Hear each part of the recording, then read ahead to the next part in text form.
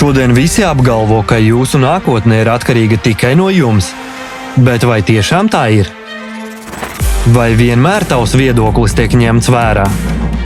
Nemaz nerunājot par to, ka vienkārši izteikt savu viedokli šodien var būt riskanti vai bīstami.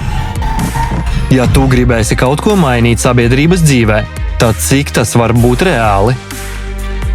Jā, mēs varam izvēlēties tos, kuri it kā iestājas par tiem lozungiem, kas sakrīt ar mūsu vēlmēm. Bet, kad mūsu ievēlētie politiķi nonāk pie varas, tad viņi realizē pavisam ko citu.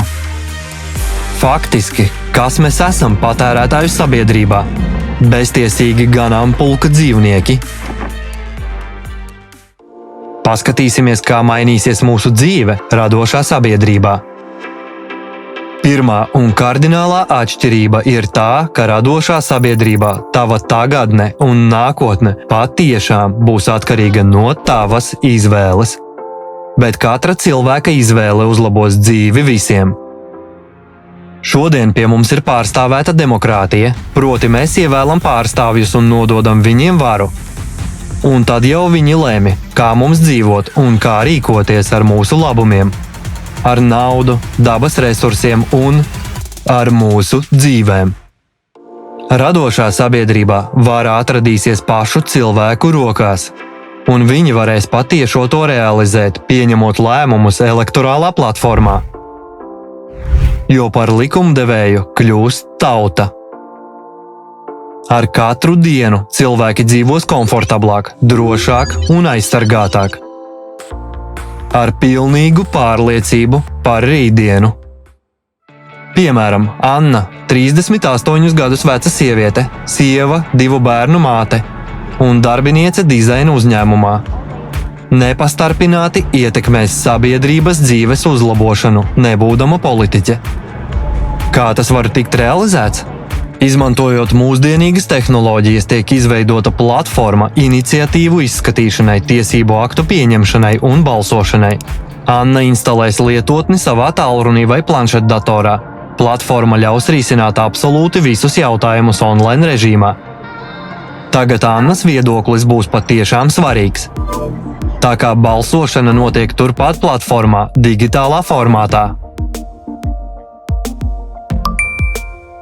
Aplikācija būs viegli lietojama un intuitīvi saprotama ikvienam cilvēkam. Tā tiks izstrādāta lietotāja ērtībai un būs pilnībā aizsargāta pret iespējamu rezultātu viltošanu. Vissvarīgākais ir tas, ka Anna balsošanai platformā veltīs ne vairāk kā 30 minūtes nedēļā.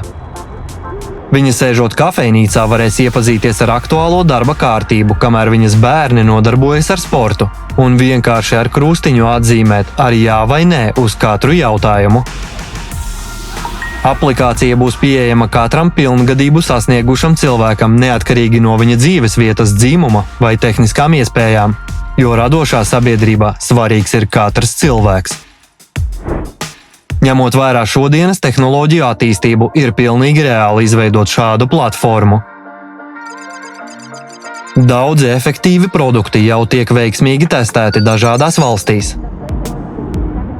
Šādas platformas izmantošana ļaus atbrīvoties no nevajadzīgiem starpniekiem un ļaus pāriet uz efektīvu pašpārvaldi. Jūs jautāsiet, kas ir pašpārvalde? Pašpārvalde būtībā ir tieša iedzīvotāju lēmumu pieņemšana.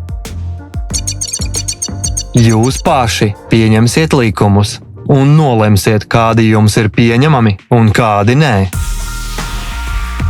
Jebkura iniciatīva cilvēku dzīves uzlabošanai būs apsveicama. Iniciatīva var būt lokāla, valstiska vai globāla. Speciālisti izstrādā un piedāvā likumus, risinājumu variantus un realizē to, ko cilvēki vēlas. Piemēram, Anna ir dizainere, tāpēc viņa nolēma uzņemties iniciatīvu izstrādāt ergonomiskus un ērtus sēdekļus sabiedriskajā transportā savā valstī. Jūs varat tagad padomāt, kā es pieņemšu likumus? Kā es sapratīšu tādu informācijas daudzumu? Es taču neesmu jurists. Bet patiesībā būs ļoti maz likumu, kas būs jāizskata. Tie tiks pasniegti vieglā, skaidri saprotamā formā un ar obligātu paskaidrojumu, kā tieši tie atsauksies uz tavu dzīvi. Kas garantēs pašpārvaldes efektivitāti? Viss ir ļoti vienkārši. Sākotnēji ir jābūt pieņemtam likumam par elektorālo platformu. Tas nostiprinās cilvēka tiesības iesniegt piedāvājumus un pieņemt likumus. Tāpat tas nostiprinās elektorālo platformu kā mehānismu šādu tiesību īstenošanai. Tādējādi cilvēks patiešo bez starpniekiem piedalās lēmumu un likumu pieņemšanā. Ieviešot 8 radošas sabiedrības pamatus konstitūcijā un strikti tos ievērojot, tiek garantēta pašpārvaldes efektivitāte. Tās ir pašas galvenās cilvēka un sabiedrības normas. Visai pārējai likumdošanai ir jāatbilst šīm normām, tas ir nepārkāpt tos.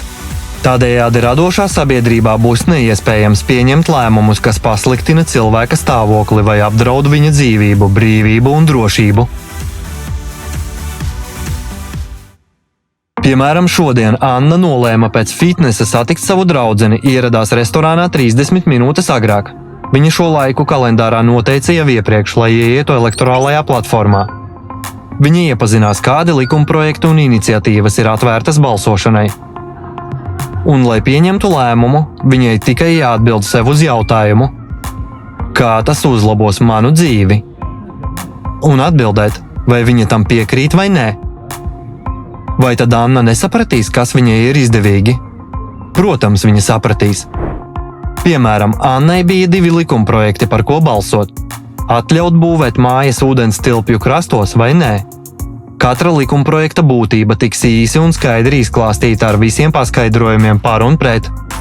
Pirmais likumprojekts paredz būvēt mājas ne tuvāk par 200 metriem no krasta, ņemot vērā ekoloģijas saglabāšanu. Tas arī nodrošina ikvienam brīvu piekļuvi ūdens tilpnei ar publisko pludmali. Otrs likumprojekts piedāvā atļaut celtniecību tieši pie ūdens. Šajā gadījumā tikai daži iegūst iespēju iegūt māju ar piekļuvi ūdenim, kas nozīmē, ka nebūs vispārējas piekļuves ūdens tilpnei. Turklāt tas kaitēs ekoloģiskajam līdzsvaram. Kā jūs domājat, kādu variantu izvēlēsies Anna? Tādējādi cilvēki paši būs ieinteresēti pieņemt lēmumus, jo tas ietekmēs viņu dzīves uzlabošanos. Protams, visi sarežģītie momenti ir jāizstrādā speciālistiem. Jebkura iniciatīva vispirms tiek izskatīta no viedokļa, kā tas ietekmēs cilvēka dzīvi. Tiks izstrādāts vienkāršs un saprotams ekspertu priekšlikums. Jūs jautāsiet, kā notiks izpildes kontrole? Tā būs vienkārša, pārskatāma un tiks veikta vienā un tajā pašā elektorālajā platformā. Visi tie, kuriem tagad ir vara pār mums, tie paši politiķi. Radošajā sabiedrībā būs atbildīgi izpildītāji, un ne vairāk. Viņiem nebūs privilēģiju, neaizskaramības, imunitātes, likums visiem darbosies vienādi. Ja viņi netiek galā, tad tiek atsaukti jebkurā laikā. Zaudējis varu, politiķis automātiski kļūst par izpildītāju. Viņš kļūst par strādnieku, ko mēs cilvēki algojam. Un mēs kā pasūtītāji ar šādu darbinieku līgumu varam laust jebkurā brīdī. Mūsdienu tehnoloģiju, tostarp mākslīgā intelekta ieviešana ļaus uz visiem laikiem atbrīvoties no korupcijas un birokrātijas. Būs pilnīga caurskatāmība vadošo amatpersonu iecelšanā, caurskatāmība līdzekļu kustībā un projektu īstenošanā. To visu sabiedrība kontrolēs caur elektorālo platformu. Kā tiks risināti jautājumi starptautiskā līmenī, jūs jautāsiet? Nekāda starptautiskā līmeņa vairs nebūs. Cilvēce kļūs par vienotu tautu. Visur, jebkurā pasaules vietā būs viens likums, viens laiks un pienācīgi dzīves apstākļi katram cilvēkam. Tagad mēs esam sadalīti valstīs, tautībās, štatos. Radošā sabiedrībā tiks saglabāta nacionālā kultūra, vēsture un tradīcijas, bet tajā pašā laikā mēs būsim viena tauta. Tas viss izslēgs karus un jebkādus konfliktus. Vienotas civilizācijas izveide paver jaunu posmu cilvēces evolūcijā un straujas attīstības perspektīvas. Radoša sabiedrība – tā ir brīnišķīga nākotne katram cilvēkam un cilvēcei kopumā.